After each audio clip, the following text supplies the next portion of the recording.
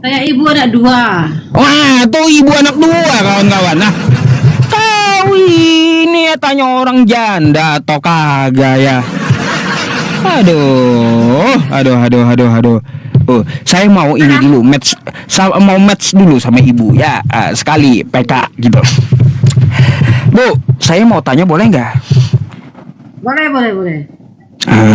Ada Bible nggak di situ? Ada. Oh ya ada, baik. Bu, saya bawa judul ya, bahwa Yesus ciptaan Tuhan menurut Bible, ciptaan Allah menurut Bible. Mana ayatnya? Nah. Coba ibu buka Wahyu 3 nomor 14. Coba.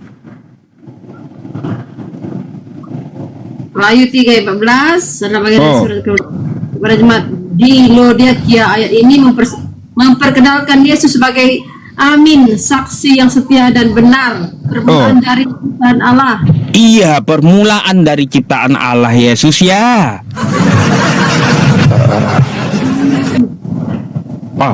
Mau bantah? Mau bantah Bibelnya? Permulaan dari ciptaan maksudnya, permulaan dari ciptaan Allah maksudnya. Yesus Apa? itu permulaan dari Ciptaan manusia baru.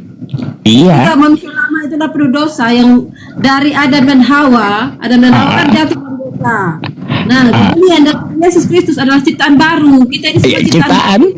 Tetap aja ibu jelasin ciptaan juga.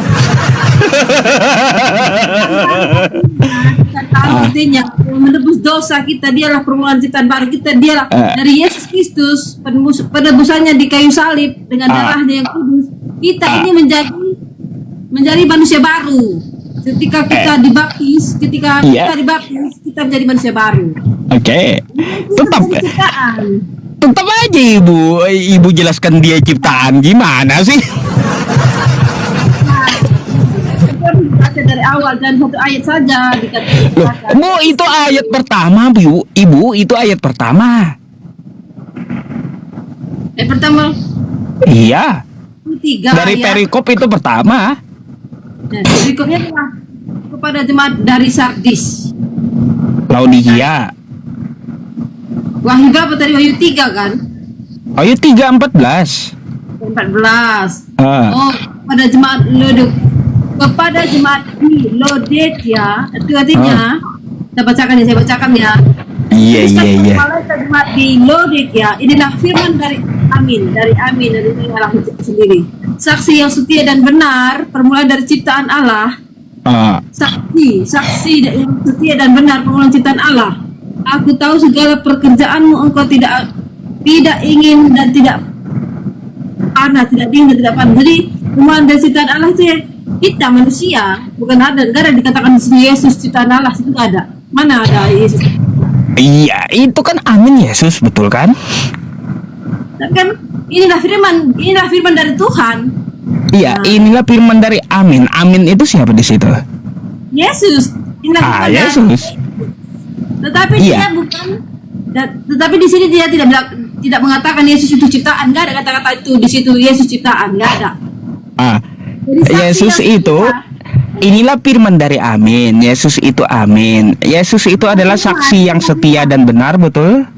Bukan, gini. Inilah firman dari Amin, artinya inilah firman dari Yesus. Iya.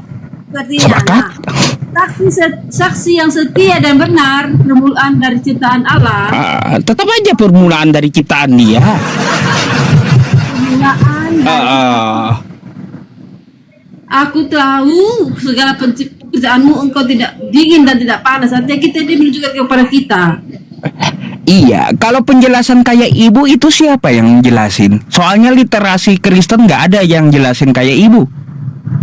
Dia kan kepada jemaat itu, dia menerangkan kepada jemaat itu. Yesus itu berfirman kepada kamu, hai kamu saksi, hai kepada kamu saksi yang setia dan benar. Permulaan ciptaan Allah itu kita manusia ini, bukan Yesus itu. Nggak ada dikatakan Yesus. Itu ibu ngambil dari mana pendapat kayak gitu? Dia kan berfirman kepada jemaat Laodikia. Yesus itu berfirman, Yesus itu berfirman, hei kamu ciptaan kita manusia, yang ditujukan kepada kita manusia. Kita kan permulaan ciptaan Allah. Bu, ya, ini kalau saya lihat ya penjelasan detail dari Kristen ya Bu ya. Nih ya, Wahyu 3:14. Dalam Alkitab Yesus disebut sebagai Amin dalam Wahyu 3 nomor 14. Gelar ini menunjukkan bahwa Yesus adalah perwujudan kebenaran dan kesetiaan Allah. Berikut penjelasan lebih detail. Yesus adalah Amin. Dalam Wahyu 3 nomor 14, Yesus menyebut dirinya Amin, saksi yang setia dan benar, permulaan dari ciptaan Allah. Dia itu kata Yesus sendiri. Yesus sendiri Anda lawan udah ya. Kacau juga ibu ini. Allah itu Amin, inilah firman dari Yesus. Dia berfirman setia, saksi yang setia dan benar, permulaan dari ciptaan Allah. Ya tetap aja ciptaan. Gimana sih ibu? Tetap aja dia ciptaan Allah itu nggak akan bisa berubah itu. Bukan, ini bukan itu pada kita ini ya ciptaan Allah itu. Kalau seperti itu ibu ngambil pendapat dari mana? Sedangkan saya udah ngambil pendapat dari Kristen tuh. Di sini kan dia berfirman, dia berkata ya. Itu pendapat ibu sendiri berarti ya, bukan pendapat Kristen. Saksi yang setia dan benar, permulaan dari ciptaan Allah. Aku tahu segala pekerjaanmu, engkau tidak dingin dan tidak panas. Itu pada jemaat Laodikia. Betul kan dia ciptaan? Atau panas. Enggak, saya enggak menyangkal Bu. Mau diputar kayak gimana pun itu tetap ciptaan gitu. Iya. Itu adalah Allah itu sendiri. Waduh, Allah itu sendiri Yesus aja kagak ngomong kayak gitu ibu.